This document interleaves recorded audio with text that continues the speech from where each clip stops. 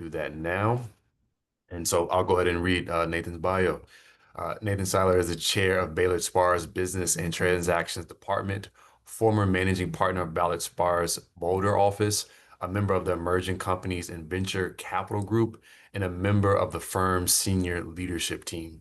Nathan advises high growth companies on corporate and security transactions, including initial formation, venture capital and private equity financing, mergers and acquisitions, public and private securities offerings, securities, law disclosures, and compliance and general corporate counseling. He worked with clients in a variety of industries, including software, biotech, medical device, information technology, telecommunications, natural and organic products, clean technologies, and renewable energy. So wealth of knowledge here. So definitely take advantage. Nathan, I'll give you access to share your screen if need be, or give you that if you need that. Yeah, I'll just go ahead and talk. I don't no need to share the screen. I think everybody's seen kind of the stuff, so I'll just end up kind of chatting with everybody. Can hear me okay? Yep. Cool, cool. Well, one, go Frogs. Congratulations on making the top 25. That was pretty exciting. Getting the skillet, right? This was one of the last times, so that was fun to watch. I'm a Horned Frog dad. My daughter, my oldest daughter, is a freshman, and I had a chance when we were there for Parents Weekend to meet up with Dr. Perkins, understand a little bit more about what you guys are doing and in your programs, and we thought there might be a good way for us to go ahead and collaborate here with our base program. So I thought Dr. Perkins, gave you a good kind of overview of who I am. I think you've had a chance to see the materials, but let me give you kind of a quick overview of what the base program is, and then really just kind of answer any questions. We can answer questions about the program, but also just in general, like what does it mean to be an entrepreneur? How do you interact with attorneys and that kind of stuff? So as Dr. Perkins mentioned, I've been doing this now for 25 years, so the math is super easy. I graduated in 2000. We read a lot of words, but really what do I do? A big portion of my practice is working with startup founders, right? So a couple folks, they have a bright idea, want to start a company, so we help them. We do the incorporation. It could be a C Corp or an LLC, multiple rounds of funding, try to help people see around corners, grow their business, and then typically some want to do an IPO, and that's nice. Usually it's a sale for the business. And, I will say that in 25 years, for me, the repeat clients end up being the management teams, right? So I've got some folks who are on like their fifth different company, and that's really what's been kind of fun for us. So Ballard Spahr, we're a national law firm. We've got 18 different offices around the country. We aren't in Texas. It's something that we've looked at from various points of time. Maybe that'll kind of change, but one of the kind of cool programs we do is our Ballard Academy for Student Entrepreneurs, so our base program, right? We run that on a class, kind of a school calendar year. So people go ahead and do the applications. I think you've got links to the applications. The idea here was to let people know what the program is. If it seems like it's something interesting, we're accepting applications through the end of this month. We're going to kick off the beginning of next month, start that program. And what we do is we run the calendar year. People that come in, you get paired with a couple of attorneys that you work with, usually like a partner and an associate. And they help you on kind of the legal stuff that you might need. So we give $10,000 worth of, pro bono legal work. And then we have a curriculum. So you can see the agenda that I think was circulated before. We do monthly meetings where you kind of learn some of the building blocks and what it means to start a business and kind of the different pieces that you'd be running into. And the idea really is for us to go ahead and help student entrepreneurs be part of the ecosystem, be able to help you guys get a leg up and get started. So there's kind of, like I said, it's pro bono. So there's no cost from our perspective. And you say, well, what are you guys getting out of it, right? Well, a couple of different things that we get out of the program. One, we're able to have our associates get a chance to work with you guys as student entrepreneurs. So that gives our, more junior associates the chance to work directly with clients, gets them reps, gets them kind of used to doing things. There's no obligation for folks to become paying clients of ours at the end of the program. You can go somewhere else, you can work with somebody else, you can work with us, you can kind of do whatever you want. But it gives us a chance to give back and learn, and also see the exciting things people are doing, develop our network of different universities and those types of things. So outside of kind of the details, you see the different parts of how do I form this business, et cetera, et cetera. I think one of the fundamental things that this program does, if we're doing it correctly, and it's certainly something that we endeavor to do, is to teach you to become good consumers of legal services. It's not like most of you on a regular, maybe you do, but I don't know, maybe I'm wrong.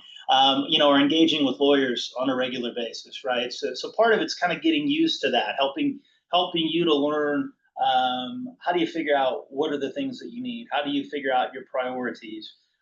Somebody's working on the billable hour. What's this going to cost me? How do I understand what that looks like? So that's one of the things we can help, right? Help you to get to kind of learn that. And so let's say these businesses launch and you're doing something, you're working with another firm, you'll have a sense of how that meter's running and what that is. And one of the things we should do is help you to see around corners, help you to understand the things that you need, but also just give you the things that you need when you need them. And not try to upsize you on every possible thing, because as a young startup company, you kind of need everything, but you kind of don't need everything until you need it, right? So for us, one of the big things that we like to think about is, I've got an idea. I want to start a business. Okay, so let's get the entity formed, right? So we'll get the entity formed. Is there any IP we've created? Make sure that that gets assigned in there.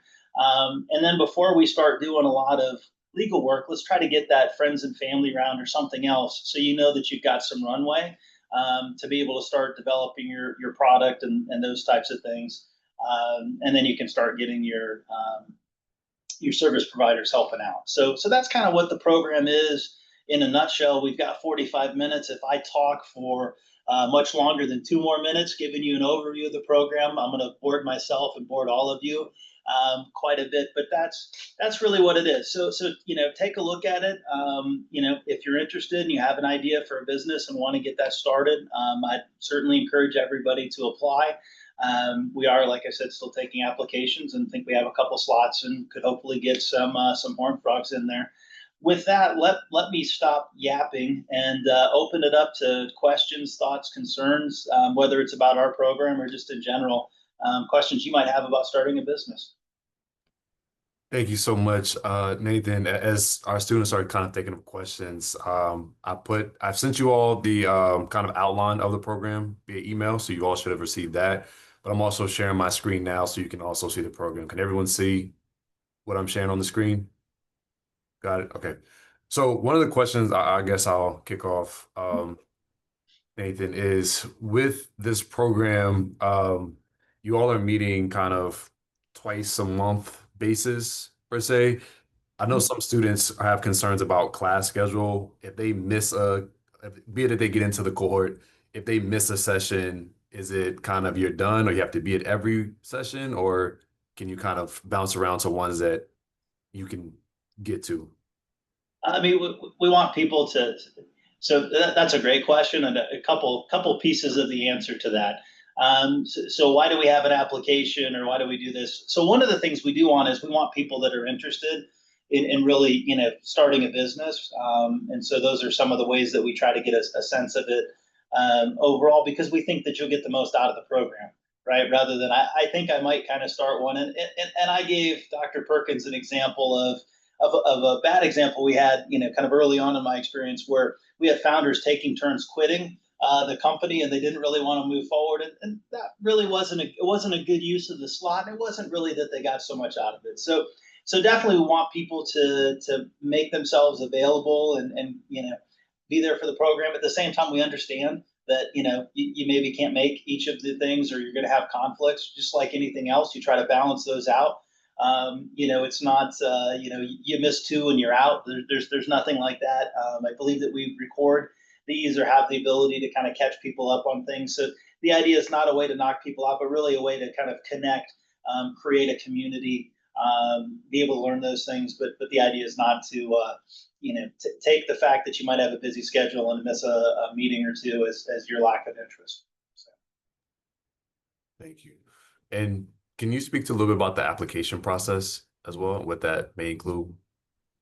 Yeah, so we've got. I think the application is online. It's just a couple of pages, really. So being able to do this as a pro bono program, What we need to do is, know that we've got, student entrepreneurs. So students are the underserved population that we're able to get it through our pro bono. And then just what we're trying to look at there is just some, kind of basic background on the people that are, the founders for the business, what the business is. If it takes you more than like a half hour to fill it out, you're probably spending too much time really just trying to get a sense of it. And it shows us that, you're interested, and it helps us to be able to, check the box and make sure we have eligible participants. And I think there's like some income or other things that might be part of that. We're not trying to be nosy. I think that helps get us through the pro bono thing, and we're not utilizing any of that information or sharing any information with anybody else. So really, it's a box checking exercise. Any of the stuff that feels like kind of prying, and most of it we're just trying to get a sense of who are the founders, what's your idea, and would you benefit from this type of program? Hey Nathan, my name's Colby. Um, on the note of if I would benefit, I have an LLC, trademark, and a patent pending. Do you think this is still something that I could benefit from, or something I should even apply for, since I'm a little bit further along in the process than maybe Yeah, some of no, the I other mean, applicants? yeah, so definitely, if somebody already has an entity and already has some patent applications pending, in some ways that's really a good thing, because what you're doing is you're not applying the pro bono dollars that you have, right, towards kind of the starting spot. You can kind of jump into where you are, whether it's you need to bring some additional folks on, or negotiating equity for them, bringing in some kind of a financing, or if you have like an in license or some other kind of commercial agreements. And I don't know what the technology kind of where it is, but there's ways that we can definitely be helpful. So you wouldn't be missing out in some ways. You would be able to kind of leverage the fact that you've done those things and maybe move a little bit further down the line. That's great. Thank you. Hi, Nathan. I'm Will. I have an opposite question for you. Is how early is too early for the early stage startup? Give me a little bit more kind of context. Sure. I'm sorry, my dog just started barking too. Oh, you're totally fine. Sorry about that. So basically right now I'm so sorry. It's a concept, and it's revolving around intellectual property and music licensing. And so, I mean, I really do need to speak to someone who understands intellectual property and contracts and stuff like that. I do not have any sort of anything set up. I've got a business plan, and that's just about it. And that's if you feel that this is something you really want to move forward with, and kind of create that entity and start executing, then that's a pretty typical expression of where we are with the students, right? So having an idea and a rudimentary business plan is often where we are. So it's not that that's like too early. If it's like, hey, I think I might want to start a business in the music industry, and I don't know anything about how I'd want to approach it, or that, just kind of had this general idea, then that's probably too early, right? And we do this on an annual basis too. So I don't know where you are in your, academic career or whatever else. And maybe that this year is not the right year, next year is, who knows, right? But if it's I've got an idea, I want to kind of move forward with it, then this is a good time to do that. Great, thank you. And we've got a hand raised, I think.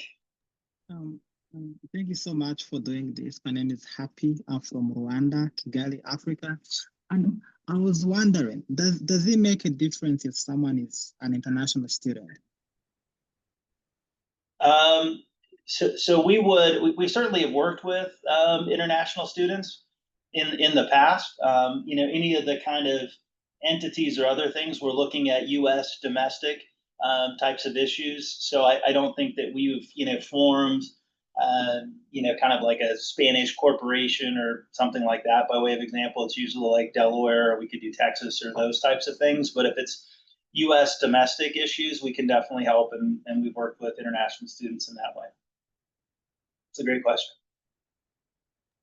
Thank you so much. You bet. I had a quick question regarding it. Say if I have a business partner, do we both have to apply or just one of us has to apply and then we both get the services? Yeah, so what we do is the entity, right, the company that's coming in ends up being the party that's there. So if you have two or three different founders as part of your founding team, if you're in, right, so your company comes in, then all the founders are invited. And it's not that just one gets to go and learn or versus the other. So yeah, we would allow folks. Now, oftentimes someone will take more of a lead on it, or maybe somebody is not as involved, but yeah, you definitely all get a chance to be involved and ask questions, understand that stuff, interact with people. Yeah. Thank you.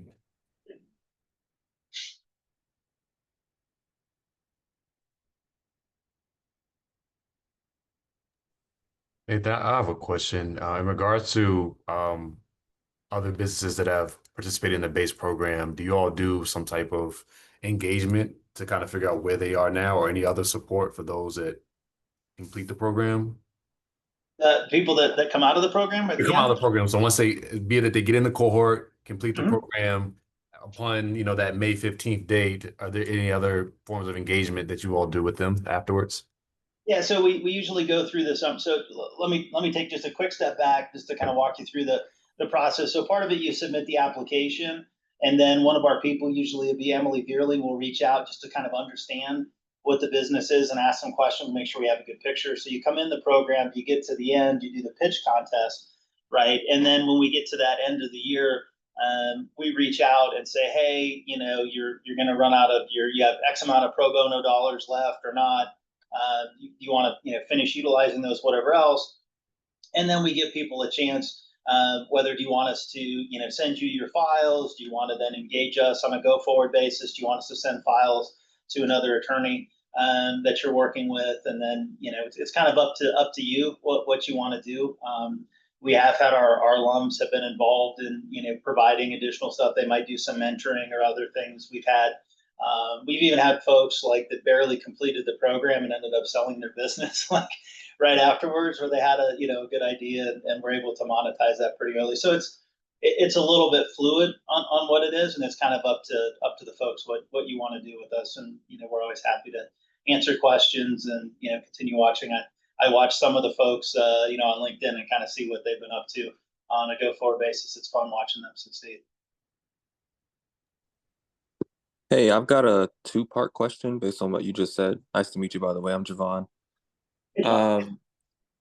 So for the example you just gave where people built something and then before they even ended the program, they were in a position to sell, does your program actually help in that process of negotiating the sell and preparing for the next steps from there? Uh, yeah, so we could, if you end up like you start negotiating an LOI or something, right, to sell the business. I mean, we can utilize those pro bono dollars for that. It would be certainly the exception and not the rule, where that would kind of cover everything. But we do. So just to take a quick step back, right? So Ballard Spahr, it's not that like litigation or other things aren't covered by this particular program, but as a firm, we're a full service firm, and we can cover 95+% of what our domestic type of clients need. We don't do a lot of cross border type stuff. Just to kind of go back to what I was mentioning with Happy, but yeah, if you were in the process of selling the business, we could certainly utilize the rest of the pro bono dollars towards that, and then move that over where we're helping you negotiate. And we negotiate. Not only is it helping people raise your, safe round and your seed round A's and B's and C's. I think H was the highest I got to before we recapped the company. But we do a lot of M&A, work, and there's a lot of different ways. It can be an IP sale. The idea is to make it be as efficient as possible. So that could be something that we're helping out on. It's just a matter of where you are and what that pivot looks like. Gotcha. And the second part of that question is, maybe you might have answered this, so I'm sorry if I missed it, but for companies that already have a product that are coming to the table, I mean, maybe they didn't go through all the, the legal structuring, or maybe they did. Maybe they do have a company under a specific entity. Are they still eligible for this program? Yep. Yeah. So you can either, have an idea, or you could be, so if you're selling products, right, but you don't have an entity formed, it could be a sole proprietorship. You could have ended up creating a general partnership if you're working with a couple of folks. Now, we would recommend going with an entity versus a general partnership, and there's various reasons for that, including, limitation of liability, right? So if anything goes wrong, then it's that entity that's on the hook versus somebody's own stuff. But we kind of take you as part of that intake process, take wherever you are, and then kind of move you forward in the process. So and people don't. It's not a completely linear process that entrepreneurs go through, right? So maybe you've got a store, like an online store, and you've been selling things, and now you need to kind of take a couple steps back and get that stuff, in order. We can kind of do those things as well. I don't know if that Awesome. answered. Yeah, I don't know if that answered, but yeah. Yep. Thank you so much. Good.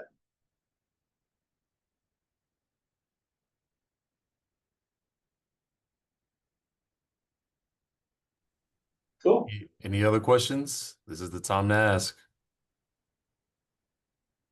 Nathan, can you just remind us when the application is due?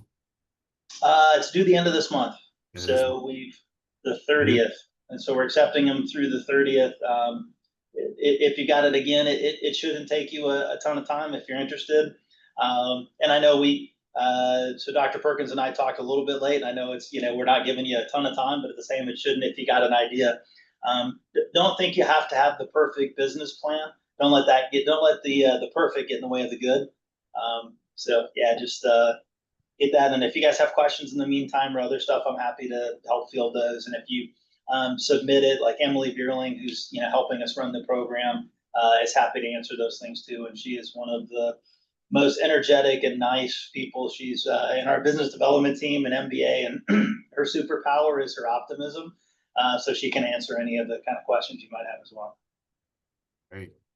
Well, checking things out. I don't see any additional questions. So Hey, I've got one more. I'm yeah, sorry. yeah, go ahead. No, go ahead. Let anybody else go. So one last question for me is there any specific tier or criteria or business type or startup type that would be eligible, or is it pretty open as far as the industry or product versus service? I'm trying to get a good idea of if there is any specific criteria. No, so for us, the criteria is we need to have a student entrepreneur who's one of the founders of the business. That allows it to get within our program from our pro bono perspective.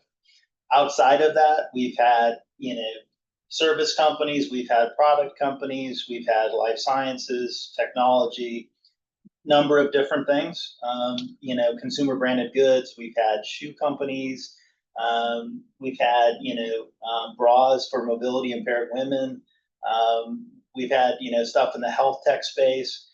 So it's kind of across the board. So it's not like you'll get in or not based on that. Now, if there's some things like, like a highly regulated type thing, I don't know that we necessarily be doing the regulated stuff. I don't think we probably do like cannabis companies, although, Colorado versus Texas, I know that there's very different views of the world. So I'm not assuming we're talking about cannabis companies anyways, but, not really anything kind of limited there.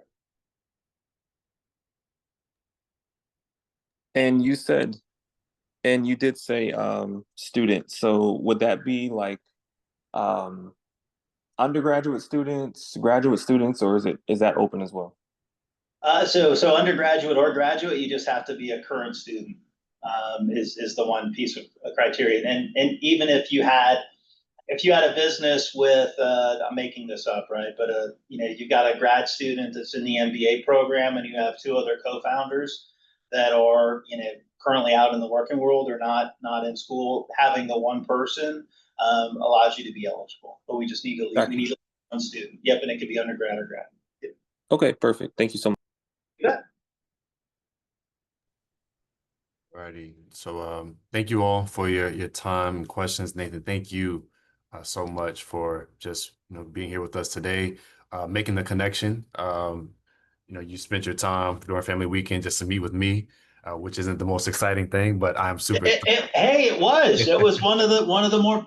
There were many positive things. It was one of many positive things I had that weekend myself. I do kind of appreciate it, but no, I do appreciate you just kind of reaching out and offering this resource to our student entrepreneurs, to our students. I really hope that you all take advantage of this opportunity.